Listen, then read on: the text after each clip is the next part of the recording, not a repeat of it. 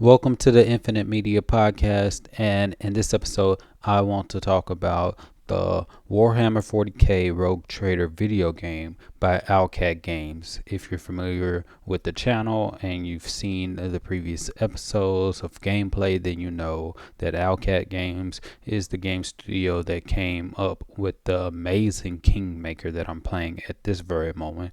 And then again, they even improved on the game they created and made Pathfinder Wrath of the Righteous. It was a great, of course, it wasn't like one of one porting Pathfinder into video game format, because some things like ninth level spells, in terms of wishing something, since you don't have that game master, it's kind of hard or nearly impossible to implement those type of spells. So they pretty much adapted it to the video game so it could be okay. I'm playing Pathfinder, you get that feeling, but you're not having as much choice. But that's all right because they were able to put it in a video game. They did an amazing job. I will always recommend Kingmaker, and I have to play Wrath of the Righteous because I can't just recommend Wrath of the Righteous if I haven't played it yet.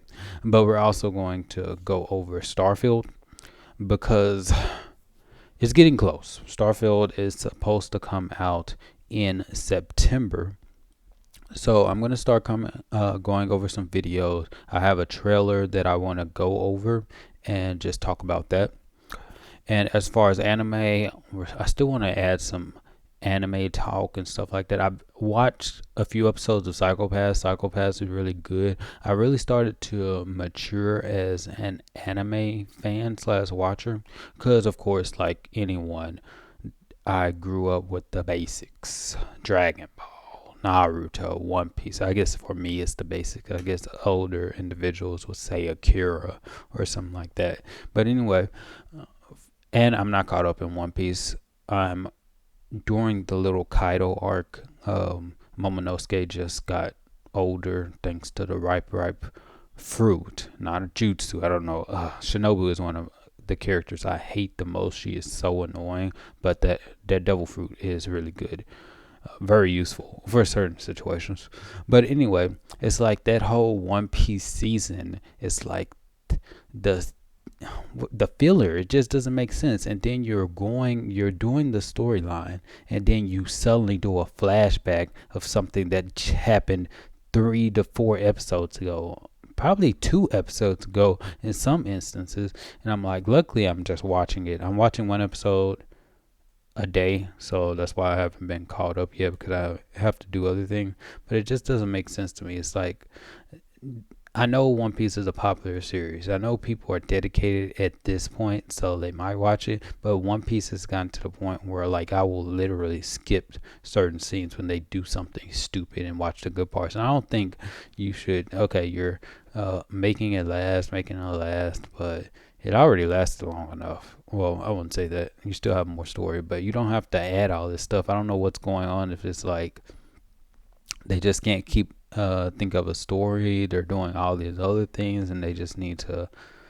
It doesn't make sense to me. And then Boruto. I just finished the K arc, K or Kai, however you want. It's probably Kai.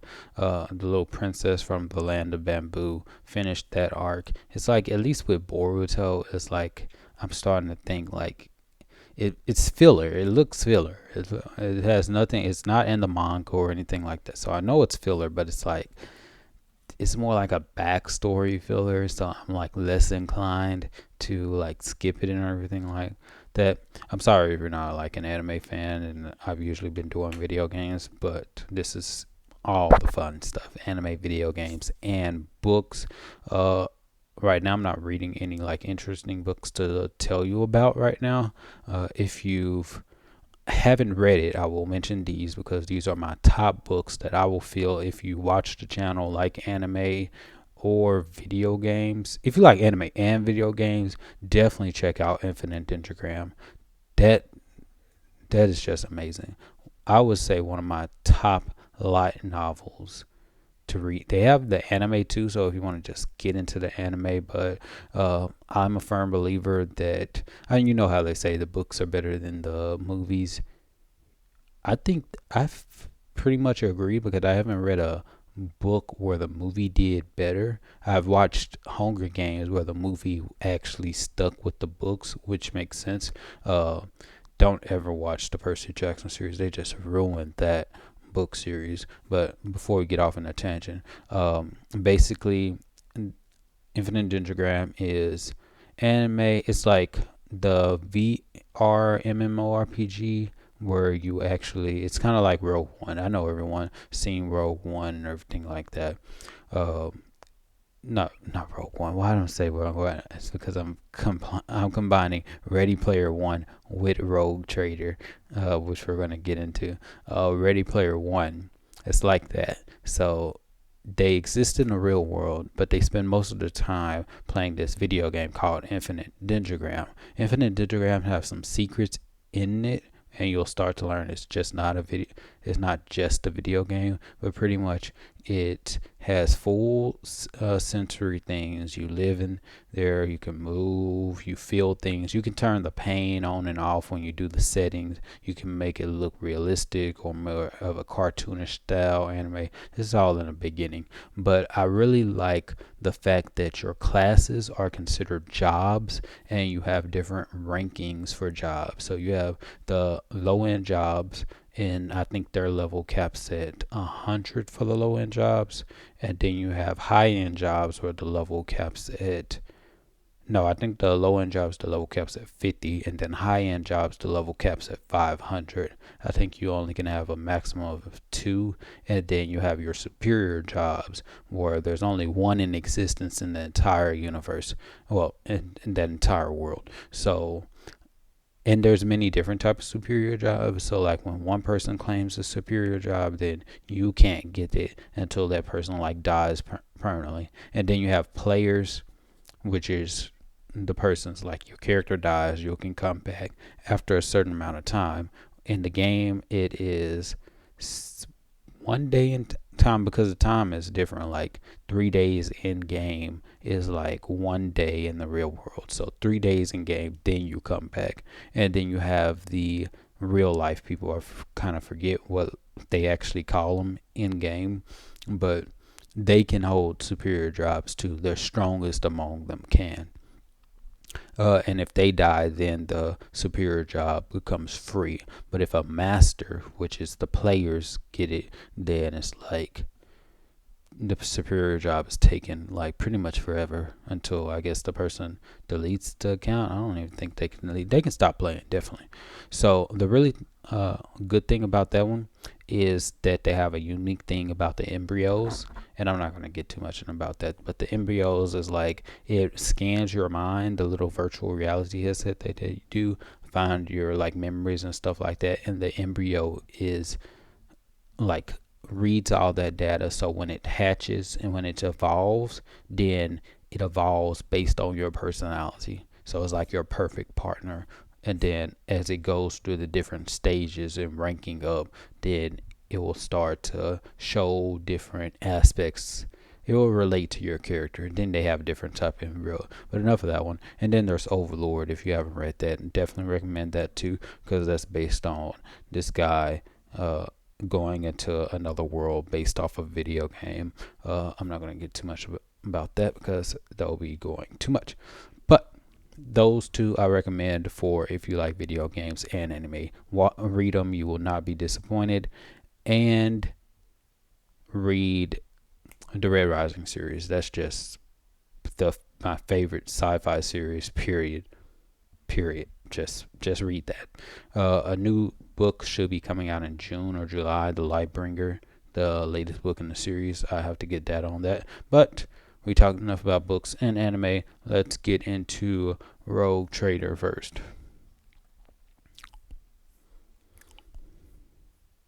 Okay, so this is Rogue Trader. We're going to start with a trailer. We'll start with this trailer. And then we'll go down, and because I'll go down first, because the other stuff, it's not really a lot of information because it hasn't been announced yet. This is if you want to become a founder, you can pre-order the game and you can get alpha access. So if you really want to play this and see what they're doing and probably like give them advice or give them your thoughts about kind of like this. You can do this now with the developers digital pack, $99. You get alpha access.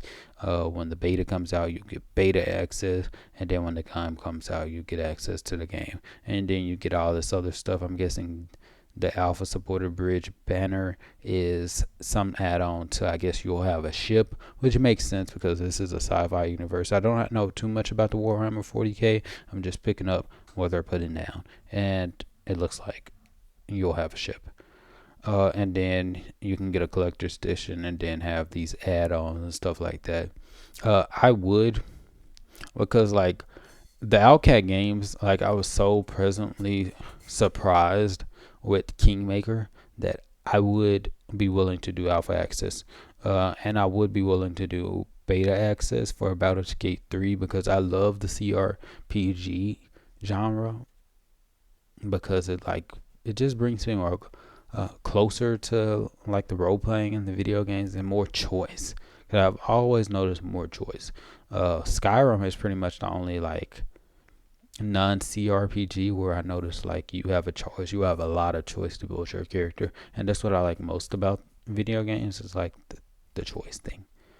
That's why I love Fallout New Vegas. I would say, and when it comes to choice, Fallout New Vegas is even better than, even though I played Skyrim like not hundreds of times, but I played it for hundreds of hours. I haven't played like hundreds of characters. But the only reason that I haven't played Fallout New Vegas is because I'm trying to figure out why I haven't. I replayed Skyrim because of the mods. It's probably because of the mods. But when it turns to Fallout New Vegas, the player choice is you can kill this NPC. They're not, how do you say, essential. So if they die, then you have to reload, or they die, the game breaks and stuff like that. They build it in like this character dies, this quest will just fail, but you can still complete the game. And I like that thing. They did the same thing with Kingmaker. You can fail this quest, this person died, so you just don't get this item. You can fail the companion quest where they don't get their bonus at the end and become stronger. Skyrim doesn't have that. I do not like essential NPCs. Kill them off. Sure, they die. I can't proceed in the Dark Brotherhood quest line. Do that. I'm okay. Consequences for the actions. But anyway, that's that. That's it. I don't know how I got into that spiel from alpha access to that. But anyway, updates universe. Universe is going to be set in Warhammer 40k. I don't know anything about the Warhammer 40k universe. All I'm familiar with is Total War Warhammer, and I would love to play Total War Warhammer 3 in the future. But I have a long list of back catalog video games that I want to play first. And I know some people say that 40k is the Warhammer universe in the future. Some people say but I think the confirmation is that they're different universes. But I think they're connected though. So Treacherous Void, pretty much same conflict, struggle for power, basic stuff. Basic, nothing new there. Companions, I have nothing. No, I don't know. I try reading this one because he looks like a necromancer and stuff like that. And I'm like, they're saying stuff. I am Magos Explorer. I don't know any what of the Adeptus Mechanicus. Probably the Warhammer universe people who know about the universe know anything. A tech priest. What is a tech priest? I guess I know that I can use like deduction and just think about it, and they're pretty much combining the divine with technology. But yeah, I'm really excited to like dive into this video game, dive into the Warhammer 40k universe, because one thing that makes these games so great is the world building. The Elder Scrolls universe is so good. That world building, like pretty much the game intended. I still need to get more information on the whole lore of Daedra and the Daedric princes and stuff like that. That will be interesting to do. But those are the companions. And then the combat system. From what I'm reading, I'm just trying to pick up what they're putting down. Because in Pathfinder, and I know from video game plays that Wrath of the Righteous like this too. For those two video games, they combine real time and you can do the turn based. But really, with real time, you're gonna if you're playing in harder difficulties, they're real time, but then you have to pause and then you have to move. I'm like, why don't I just play in? That's what I do. I play in turn based because I'm used to playing strategy games and stuff like that. So it's like I'm just used to the turn based. Real time can be saved for Skyrim and all that other stuff. But it looks like they're going to have, they say tactical challenge, and I have to think through every action. That's not saying that it's going to be turn based, not turn based, but it's not going to be like real time, but it inclines that it's only going to be turn based. So I'm thinking that it's only going to be turn based. Now, the shooting system, I don't see how the shooting is going to be any different from like casting a ray touch spell. So I don't, it's going to be a Pathfinder, but it's going to be with technology and magic, I guess, but more technology. Look at the flamethrower. And one thing I have realized is that playing Pathfinder and this can be Kingmaker or the Wrath of the Righteous, is kind of easy mode in the sense of you have resurrection spells. I don't know if they have resurrection spells in Warhammer 40k, but like if your character dies in Pathfinder, if you have a cleric or even a scroll, you'll resurrect them. So death's not the end. So it really begs the question, like that we'll have to go on entirely to a different tangent of like the meaning. What is meaning if death is not permanent, if it's impermanent? Like why would you fear death? I guess if you're poor and you can't afford it, you would fear it. But if you're rich, like why fear death? I would have to explore that and think about that more. But in this game, I don't think they have any type of resurrection. I haven't played any Warhammer 40k. I know I keep on replaying myself, but if you've played it, then let me know. But it's just gonna be, you're gonna actually have to care about your characters more. I care about my characters, specifically Lucia and Vonnie. Vonnie's main character is gonna show up later. Lucia is so great. Love her. She's gonna show up in a different series too, because I personally like her personality, because she's lawful evil. She has that, and she good looking, so she has that. I don't want to say femme fatale because I've heard the term, but I really don't understand it. Like, what exactly is it? I know part of it. She's a beautiful female. I know like the original Lara Croft and stuff fit into that lane, but it's like I don't want to make her like, she has that kind of arrogant air about her. She's not like one of those annoying like she thinks she's better than everyone and stuff like that. And she's more of like, okay, she's beautiful, intelligent, powerful now, and she's just surrounded by people who can't compete. She's the epitome of like what it means when people think feminine. She's the epitome of that, because she's weak. Number one, her strength is she's not doing any fighting. Magic is her thing, and I really want to take her to another world where flesh out her story, put her different situations and stuff like that, and see how she gets out of it. Because she's gonna have to use her mind. Because like, you know what they say, if a creature, the strong hone their fangs. This comes from No Game No Life, which is another good night novel. Kind of got tired of it, but that's another thing. Anime's great. So the strong hone their fangs while the weak hone their wisdom. So if you're not physically strong, use your mind. But that's going into another thing. I'm always going on in tangents, but that's a good thing. I can just talk on this. I have a lot to say. Anyway, let's watch the trailer. Okay, for my podcast viewers, this is a podcast, but for my people who are not watching on YouTube, I'll try my best to create the imagery of what we're watching. So, watching a gameplay trailer that came out sometime somewhere. Coronis Expanse. The Imperium's perilous. Okay, let me turn up the volume because I still need to check that. 24%. Is 24% too loud? What is my percentage? That's the question. My mic is at 74% and it's decent. Let's put it at 30%. 31%. That's fine. Let's play.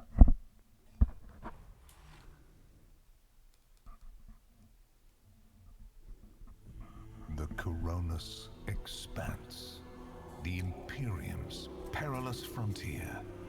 A foul haven for the enemies of Okay, mankind. so that initial part looks very much like what the map is gonna look like. It says gameplay trailer, so I'm guessing all of this is gameplay, and it looks like it has crushed. I'm guessing these are planets. This is space. I don't know why these planets are so close together. This does not look like the Milky Way galaxy or anything, or it might be you're on a planet, but this is how you're gonna explore things. I guess this is how it's right now. I hope it looks better. Yeah, a foul haven for the enemies of man. I don't know what that is. Dead people. I see a lot of dead people in Pathfinder Kingmaker on the map. I'm just walking around my lands and dead people. Kind. It is the hunting ground of the rogue traders, unique and powerful servants of that's the us. Imperium. Here they seek out That's the new party. worlds. I'm wondering if the party's gonna be a limit. I know the usual party size. If you're thinking Percy Jackson or like Greek mythology thing, then the party is usually 3. Unless you're thinking of, I think the big one who left a band, like a band of several, was Odysseus and his crew with the Argonon, the little ship. Then that was more than 3. But I think the typical party is 4 adventurers, and that's why they only have that. But the Wrath of the Righteous and Kingmaker has 6, so I'm curious. I like 6 because 6 is not too much, not too low. Because like I feel like there's so many good options in Pathfinder. If I don't want a party of less than 6, like I'm so used to it. Because 4, not enough. You need a cleric, number 1. Spellcaster, number 1. I'm picking a sorcerer for my spellcaster. I want an archer, number 3. And then okay, so that's 3. Then you're gonna need a rogue type character. So you could have the archer do that, but the difference between Knock Knock and he's a rogue versus Acundio, which is our ranger, and I mixed him with some other stuff. Had a multi-class. Knock Knock is head over heels better in all stealth skills. Probably I gave him items, stuff like that too, and dexterity is technically higher, but it's like, yeah, I need the rogue, so that's 4 right there. But I also want a tank. So it's like if you're 4, you're gonna have to do some multi-classing and doing the different roles. Vani, me, my main character, his story gonna he's just all around. He's just all around great, unstoppable. How can you compete? Tank, damage dealer with spell casting, do some damage with fist if they got spell penetration. It's like all around. All around, he's the king, and I really love the way it turned out. He has no weaknesses. 16 is his lowest stat, and that's dexterity. Oh, that's because I finally drank that potion too. So charisma, strength is highest stat. Then constitution. He's just great. But anyway, let's continue. Here they discover heresy and deceit. Okay, that's from the picture that we saw. They have turrets. I really don't put to. I was gonna say, oh, turrets. That's cool. But it's like it's not anything special. But in the sense of, I guess we can look at it as it's an environmental effect because, like, I don't know if y'all seen that episode where I was in the dungeon and they had 2 traps that did channel negative energy. That's the dangerous thing. Like the channel negative energy traps, those are really the only ones I fear at the moment because like it's a fortitude save, bro. And there is no skill where if you where you get half damage there's no skill like evasion where you don't take any damage if you dodge it, and you take half damage if you don't dodge it, or stuff like that. You just take damage, period. And then when you face two of them, and that added up. So I had to reload several times on that, on one of the instances. But this is more like an environmental effect. It looks like it has a chance to miss, and you can get cover and stuff like that, which is interesting because cover for me doesn't play that much of a part in Pathfinder Kingmaker. So I'm probably curious, like, how will cover work in this? Will it be like typical like XCOM type cover, uh, or maybe Angel Wonders Planetfall type cover? Even though I really don't like, in a regular shooting game like XCOM or stuff like that, you can understand, okay, cover's useful and stuff. But in Planetfall, I get the feeling like cover is just, probably because it's not like as tightened down as probably Age of Wonders 4 might be. We'll see when I play it.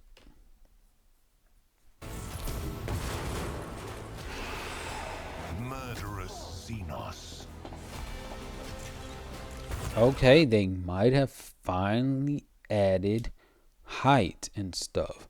Hopefully, because in Kingmaker, like, the like elevation really doesn't matter. It might matter, and I just, for my situation, it didn't. Because like one of the instances, like in the very beginning when I fought the Stag Lord, like Amiri was on the ground. She wasn't like on the ground laying there, but she was touching the ground. But she was able to hit with her axe someone who was one level above her. And you know how it didn't have to take the stairs or anything.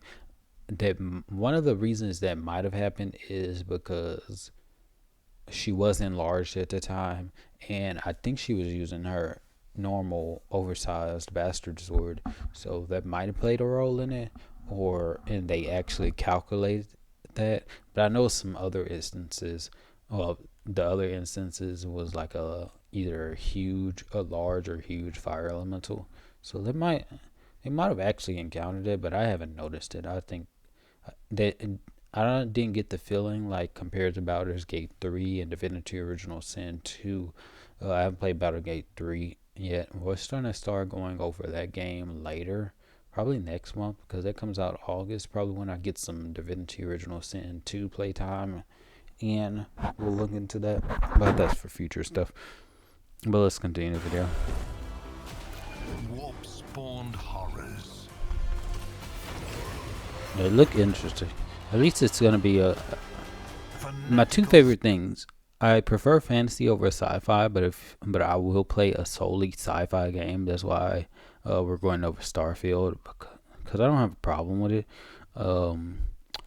Detroit Become Human was like technically science fiction, even though it's based on a not current time. It does take part the game setting is like in the future, so it's considered sci-fi. I enjoyed it. It wasn't a typical video game. The story was great.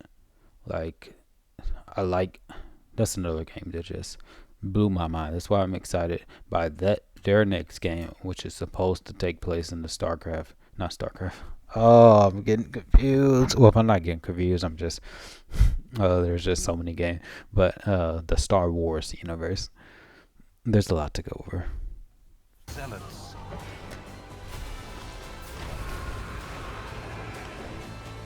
In these dark reaches, the Emperor's light is faint. It is the rogue trader's duty to navigate through this dangerous unknown. For they have the power to feed the Emperor's flame, or to plunge millions of worlds into darkness. Oh my goodness, why did they do that? They basically said the fate of the universe is in your hands. Well, I wouldn't say that. It makes you sound greater than you are. They basically say you can actually affect the world. There's an emperor. I don't know if he's good or bad. Usually the emperors are bad in the situation. and you can either help them, or I do need to play Tyranny too. That's in my I have Tyranny in my back catalog. It's purchased. We'll get to that because I've heard good things about Tyranny. I just started with Pathfinder for the CRPG. Well, I really technically started with Divinity Original Sin, but that's another thing. We'll get into that when it's time. But yeah, you could basically be with the Emperor, or you can be evil and destroy the world. I don't know how far evil you can get because I didn't even know. Pathfinder blew my mind. I thought I knew evil. They did some. I don't want to use the keep this family friendly. They did some effed up stuff. I'm like, okay, Jathel, you kill this person, you lie about this person, you bring them back to death. Okay, it's alright. It's alright. You bring them back. You bring them back alive as undead. I like, really, someone doesn't, I don't know why it doesn't hit as well. But I think my assumption that it doesn't hit that hard, like you're turning someone undead, and it's like people will see, oh, you're destroying the sanctity of life and all that stuff. But it's like there's no connection with that in the real world, in the sense that we, as far as right now, don't have a way to like bring someone back from the dead. There's no necromancy, so you can't connect with that. But in the last situation with her, this spoiler alert, but you should have played the game and you should have seen it when I played it. But now that I've did that, in the ending, you have a choice. If you would have been against Jathel, because I found this out through my research, during your playthrough, then you could have been able to convince her to spare her daughter and rebel against Urgathoa and then go to the light. But of course, I encouraged me in my evil depravity, my young days. I was a young ruler. I've learned much from Jathel's storyline.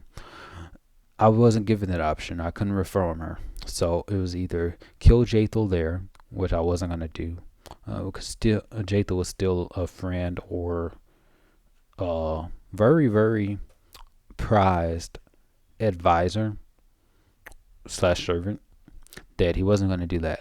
So it was so the only options, even though the option to kill her was still there, was to either kill her to make Jathel like keep her undead, or kill her and then you would have to, she is alive but she transfer her souls between bodies, so she would constantly have to kill.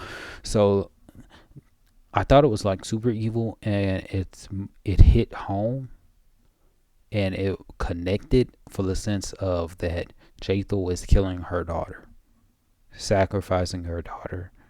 And then it's like, this is not just some daughter she hasn't met, some daughter she actually spent a lot of time with, training her up. She was invested in. And it's like, oh my goodness. I kind of regretted my choices at that time. And that's why Bonnie is not as evil, or it kind of like put in his mind and reminded him, because of course, like being a king and stuff like that and trying to build a kingdom, you kind of lose track of your original goal. It helped remind him that he's doing all this to make Rareld a more fair place, a better place, because of his backstory. But we're not going to get into his backstory. But that was great. Rogue Trader is exciting. Not going to get alpha. I'm probably not going to play beta, because not that I would love to just try it out and see, because I do want to follow a game from, technically I want to follow a game from alpha to beta to full release, just so I can have the experience and see how a game evolves, especially for very good games that I'm really invested in now, like Baldur's Gate 3 and Rogue Trader, mainly Rogue Trader because I like the company Owlcat Games.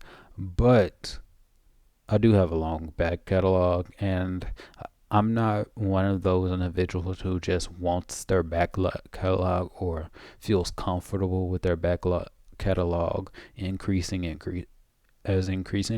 And like as more games come out, I'm more I'm more picky with the games that I play now because like I don't have all the time in the world to just play some random games. They have to be like good or bring nostalgia or stuff like that. Like it's been a while since I played Spider-Man. Did a little hour session and stuff like that because I do still have the PS5. It's still here.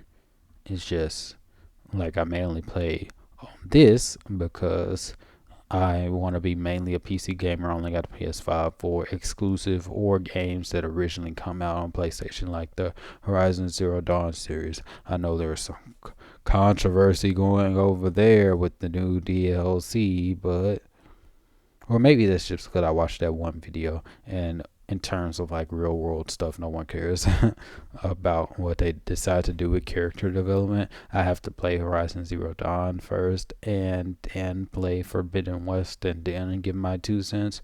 But right now we're about to get into Starfield. So let's get into this video. Rogue Trader gets my thumbs up so far. Let's see if Starfield gives my thumbs up. I really that's the thing with hype. Like I'm less immune to it because I don't have like some super high expectations because this is a new IP, but it's coming from Bethesda, and there's already, I don't know if they specifically said Skyrim in space or if that's just what the fans are saying, but when you put Skyrim on top of something and you have Skyrim is so beloved, then you have to elevate. The game is automatically elevated. Like what you have to do to make the game good just exponentially increases. But let's continue. So we see the space, we see the asteroids. Star Station LO868. Welcome aboard.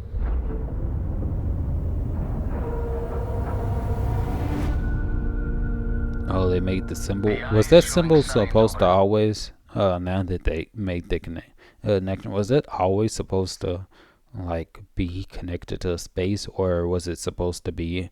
I don't know if they started with the Elder Scrolls series or if it was the Fallout series, but that might be the things for Fallout. Y'all tell me. Y'all know the history. I started with Fallout New Vegas. I didn't start at the original Fallout. I didn't start with Fallout 3. I haven't even played Fallout 3. Y'all tell me. But they are doing a remake of Fallout 3.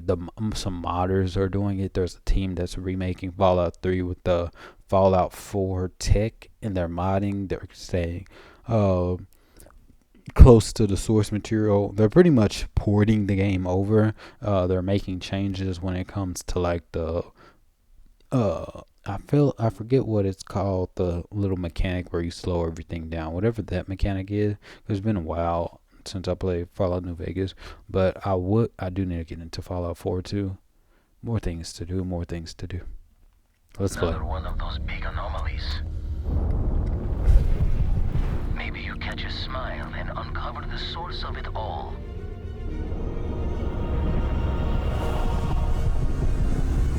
What is this? Now they're gonna have magic with the science? I hope so. You know how I feel about magic.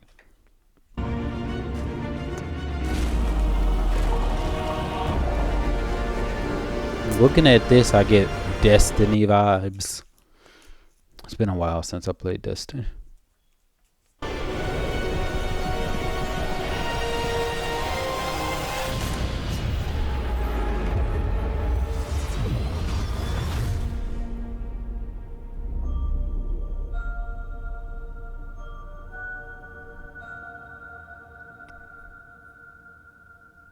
They did that so beautifully.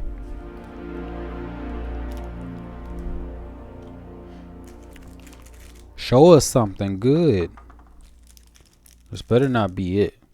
Hey everyone, from myself and everybody here at Bethesda, we are so excited to finally tell you when Starfield is coming out this year. You know, we have poured ourselves into this game, and even I'm surprised how much we can pour. It is large. Now see that Starfield? See, like that's what I was. This is more probably I'm thinking too much, but I always think like there are different. We have the world that we live in, and then when you go through life, different doors open up. In a way, those doors are like doors to new worlds. Because when you're going through your life, let's say you are living in the city. All you know is the city. When you go through life, you're exposed to city stuff, other people who live in the city and stuff like that.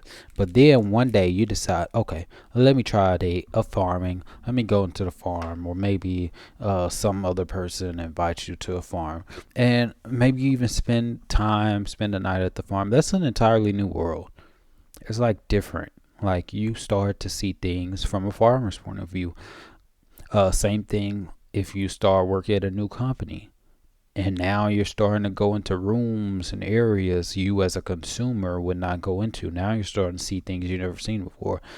I always find that new sense of discovery and the idea of stepping into a new world very interesting, and very, very nice. But anyway, let's start. We're playing the game all the time. Shout out over here to Obviously, I can see the game in the background. I'm listening him talk. I'm watching this gameplay. Sir Tim Lamb. Old school fans, you may remember him from the Oblivion making of video where he's sitting on a similar sofa doing similar It things. seems like the looting system is similar to. It's been a while since I watched the first initial, like when the reveal trailer of Starfield. But also, this June, we're going to bring you into the studio and give you a deep dive in the game at our Starfield Direct. There's so much that we still have to show you. The game has many of the hallmarks that you'd expect from us, but it's also a very unique experience. You know, And when they again, have base building, I really hope they make it actually useful. Because Skyrim doesn't have base building. But when I played Fallout 4, I know they made some changes since the last time I played, but like it doesn't end number one. And the world's not infinite. It's like, come on. There has to be, I know there's supposed to be some radiant system, but make it like Sky. Well, they did, of course, Skyrim didn't have bases, but they did have homes. So I guess that is a nice equivalent. Like, limited number of homes. Now you have a limited number of basements. Not basements, bases. Anyway, limited number of bases that you can build. And I don't want to say limit the style of the base to the environment that it's in, but have unique styles. Like, of course, you'll have more than one style tailored to each environment, and then you have styles that can be played in any environment, but make the bases different. That will be quite interesting. And then even go further, kind of like Kingmaker city town stuff, because you have different layouts and stuff. Not a whole exhaustive different layouts depending on which location you picked for the town. Well, it starts off at a village, but like in some villages locations, they don't have a place where you can put a pier. So it's like you can't get that type of bonuses or anything like that. So it's kind of interesting. I want them to do that with the base. I don't want them to be like Fallout 4, where you're just constantly building all these random bases, doing the same thing over and over again. And I'm not doing it. I want something. It's nice to be engrossed in the game and doing stuff over and over again, but the ending, the fact that something ends, I think brings value to something. Like you're working towards a goal. That's why we have goals, because I know life is just like you die, that's the ending, but like you set your own goals. That's why I always go, since I'm now playing Crusader Kings 3, specifically the Old Kings 2 mod, is that it is truly a simulation. It's basically, pause. Like, I'm thinking about life. When I play it, I think about life. Is that like, are we living in a simulation? Are we living in the Matrix? Like, there's some other things about the importance of dreams and consciousness that we shouldn't be going over right now, or we can't go over on that. But it's like in Crusader Kings 3, it's like there's no overall goal, there's no mission. Just like in life, there's no overall ultimate mission in the bound rules of the game. You set your own. You can be a villain I don't think anyone like decides and wakes up and decides, hey, I'm gonna be a villain. That's gonna be my purpose. I want to be the greatest villain in the world. But you can say, okay, I want to be rich. That's typical. I want to be rich. I want to be famous. I want to be a doctor. I want to be a lawyer. I want to be a football player. These are really, in existence, arbitrary goals. Just like in Crusader Kings 3. Hey, I want to conquer this kingdom and be the high king, and that's after I do that, then we can end this simulation. Hey, I want to work toward in Elder Kings 2. I want to work towards being a lich. After I be a lich and become a lich, we're good. It's over. That's kind of a small goal because all you need to do is get the necromancy thing, then you can get a lich. I think you have to spend some piety too, but the goals are just arbitrary. You run the simulation, have fun. That's the goal. And then I guess you stop it when you stop having fun. So I don't know how long the Crusader Kings, Varian Nail's journey is gonna last, how many episodes, but his probably until he dies, because I found out I can't change the government type because I started with Temple. I think I can if I change the capital over that has a capital and then change the government type like that, maybe, but I might keep it that way where I don't have any heirs, and then it's just about Varianel and it's his rise and how he becomes and takes over the world. I don't know. We'll have to see. But anyway, for let's all continue. your excitement about the game, your support, your comments. We really do read it all. And look, we know Oh, they you've have a waited Discord channel? a long time to play something new from us. Believe it or not, we're kind of the same. We've waited a long time to play Elder Scrolls 6 from you. We did not wait a long. Well, I'm pretty sure other people. No one knew about this. No one wanted a new IP. I'm pretty sure before Starfield came out, it was either we wanted the next Fallout. After Fallout 76, I guess it was more like we wanted you to fix the old Fallout and then give us Elder Scrolls 6. Then you come out with this Starfield, which it is another setting, because you did great with the fantasy setting. Elder Scrolls great with the post-apocalyptic setting. Fallout great. Now it's time for sci-fi. Just do great with sci-fi. I don't think what else is a big genre. You got post-apocalyptic, fantasy, sci-fi. Because those are pretty much the games I play. I'm trying to figure out.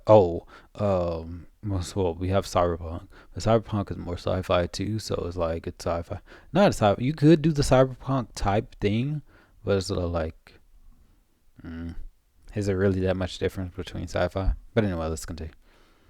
We miss it, and we really just can't wait for you all. I wanted to pause. I'm less concerned about the graphics, more about the gameplay, so I'm okay with that. Play it. So thanks, and we'll see you soon.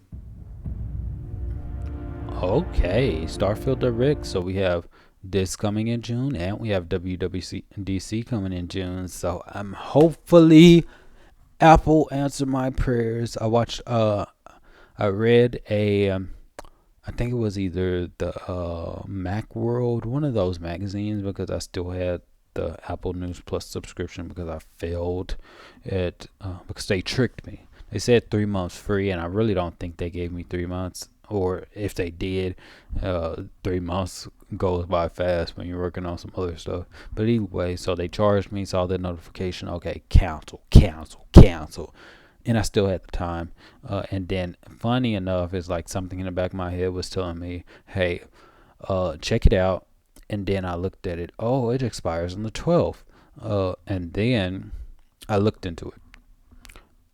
And then it was the 11th. I read all that stuff. But anyway, it talked about AI. And then how Apple was still working on AI, has been doing that. Of course, their first foray was Siri, in a way. But Siri's outdated compared to ChatGPT and things like that. And to talk about Apple's and Apple has been acquiring different AI, like startups and stuff like that. So... And they have $250 billion to play with. And they made an important point that, Apple has $250 billion. They can buy in at any point they want. They just throw money in it. And plus, training a model is getting cheaper and cheaper. So you know how Apple likes to do things. They like to wait and then come out and just do things so innovative and stuff like that. But I'm really excited to see what they reveal. Hopefully some updates specifically to the video game stuff and AI for that. But that's a whole another thing. We'll get into that. We'll see when we get closer. But thank you for watching, because we covered a lot of stuff. I know I talked a lot, but I have a lot to say because a lot of stuff is going on and you must learn these things. But stay tuned for the next episode.